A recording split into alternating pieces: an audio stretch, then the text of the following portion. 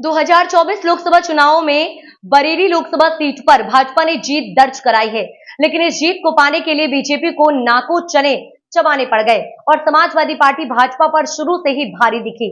एक तो पार्टी प्रत्याशी छत्रपाल गंगवार बरेली की जनता के लिए नया चेहरा थे, जिन्होंने पहले कभी बरेली की राजनीति में कोई सक्रियता नहीं दिखाई। तो साथ ही 2022 विधानसभा चुनाव में बहेड़ी विधानसभा सीट से उनकी हार लोगों के बीच चर्चा का विषय बनी हुई थी, जिसको लेकर पार्टी का प्रत्याशी बदलने की भी मांग उठी थी। लेकिन अब जब पार्टी प्रत्याशी छत्रपाल गंगवार मोदी मैजिक के चलते जीत गए और सांसद निर्वाचित हो गए हैं, तो ऐसे में उनमें अहम अभी से दिखना शुरू हो गया है। न्यूज अपडेट संवाददाता ने जब नवनिर्वाचित सांसद से क्षेत्र में विकास को लेकर सवाल किया, तो उन्होंने उल्टे ही पत्रकार को अपना ज्ञान बढ़ाने की नसीहत दे डाली और अप्रत्याशित जवाब दिए। यदि सांसद महोदय जीत के बाद अभी से मीडिया और जनता के साथ बेरुखी का व्यवहार करेंगे, तो आगे आने वाले 5 सालों में वो पार्टी की छवि धूमिल कर जनता से दूरियां बढ़ाने का काम ही करेंगे। आइए आप भी सुनिए न्यूज अपडेट के साथ नवनिर्वाचित सांसद का ये पूरा इंटरव्यू। नमस्कार, आप देख रहे हैं न्यूज़ अपडेट यूपी। इस समय मौजूद हैं भारतीय जनता पार्टी के सांसद जो कि कल विजयी हुए हैं, छत्रपाल गंगवार जी। आइए उनसे बात करते हैं कि इन मुद्दों को लेकर इस बार क्या क्या उनकी रणनीति रहेगी। बैठ जाओ सर, ढेर सारी शुभकामनाएं आपको विजय होने की, क्या कहना चाहेंगे? और पहले तो आपके चैनल को बहुत बहुत बधाई, शुभकामनाएं, धन्यवाद आपका। आप सब लोगों ने सोशल मीडिया के माध्यम से और भारतीय जनता पार्टी और मेरा जिस प्रकार से सहयोग किया है, उसके लिए मैं आप सबको, आपके चैनल को धन्यवाद देता हूं। क्या रहेगा बरेली वासियों के लिए इस बार स्मार्ट सिटी में? क्या क्या बरेली वासियों ने जिस विश्वास के साथ भारतीय जनता पार्टी को वोट दिया है, जिस भावना के साथ वोट दिया है, उस पर मैं खरा उतर कर दिखाऊंगा और उनके मन में जो जो भाव हैं, मैं सभी कार्यकर्ताओं के साथ बैठ के और उनके विचार भावनाएं जानने के बाद जो जो भी उनकी अपेक्षाएं हैं, उन अपेक्षाओं पर उनके लिए प्रयास करूंगा कि उनको सामाजिक जीवन में, आर्थिक जीवन में और उनके व्यावसायिक जीवन में कहीं कुछ कर सकने का है मेरे स्तर से, तो मैं हर प्रकार का प्रयास करूंगा। युवाओं के लिए क्या रहेगा? क्योंकि बेरोजगार युवा हैं, उनके लिए जैसे फैक्ट्रियाँ बनी हुई हैं, उनके लिए क्या कहना चाहेंगे? कुछ चालू होंगी उस फैक्ट्रियों के लिए?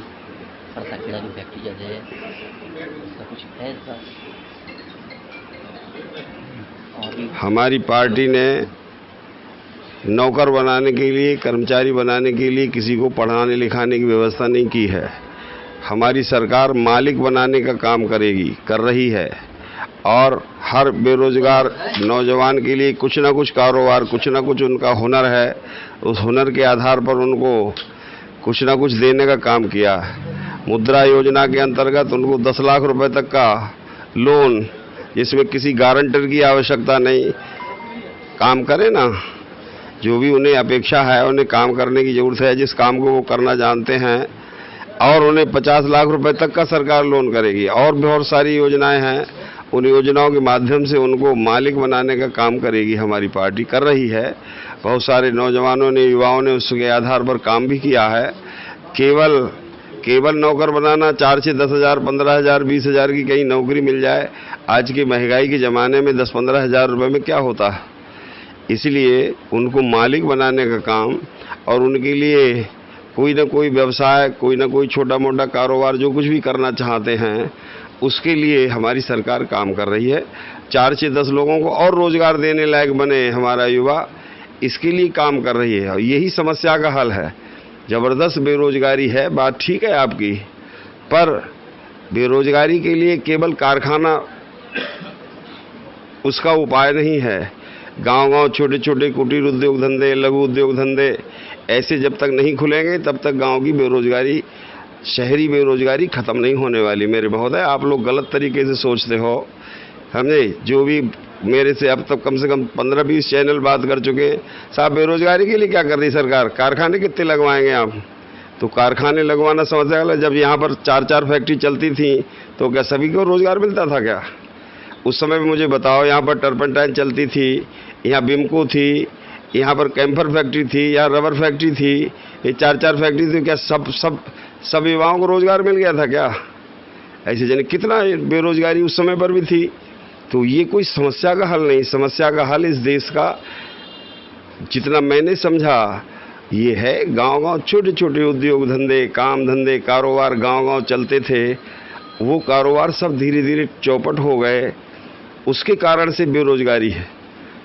जिसमें हुनर है वो आज भी हुनर से आधार पर अपना कारोबार कर रहा है, अच्छा व्यवसाय कर रहा है, और अच्छा व्यवसाय करे, अच्छा व्यवसायी बने, इसके लिए हमारी पार्टी काम करती है, सरकार हमारी काम कर रही।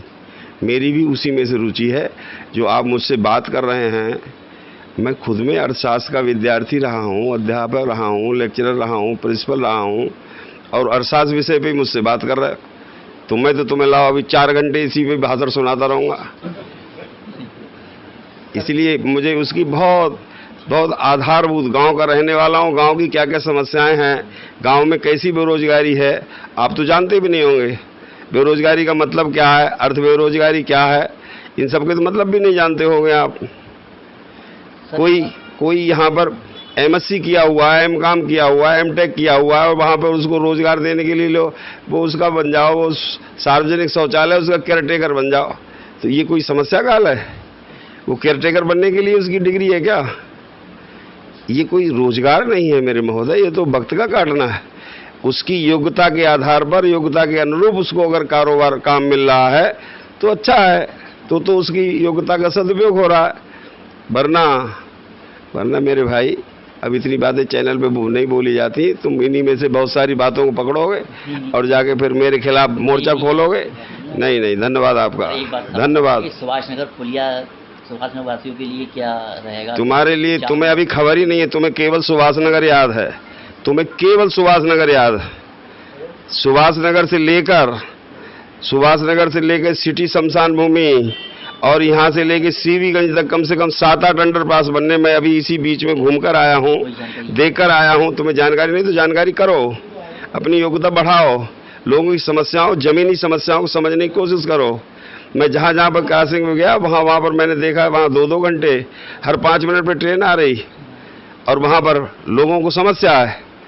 लोगों की जमीनी समस्याओं से जुड़ने की कोशिश करो मेरे महोदय। ये पत्रकारिता और ये जो काम कर रहे हो, ये तुम्हारे जैसे मैंने बहुत पढ़ाए हैं, बहुत काम कर रहे हैं यही, और उनको मैं समझाता हूँ कि जमीनी बातों पर सुनो। ये केवल हाथ में एक ले लिया ये तूफान मेल, और इससे जो है जाकर लोगों में जो भी करते हो, खैर मैं उसमें नहीं ज़्यादा जा रहा हूँ। आपको कहोगे कि लो यार ये तो हम ही पे सवारी करने लगे। नहीं, धन्यवाद आपका, धन्यवाद। बस अब इससे ज़्यादा ठीक नहीं है बस।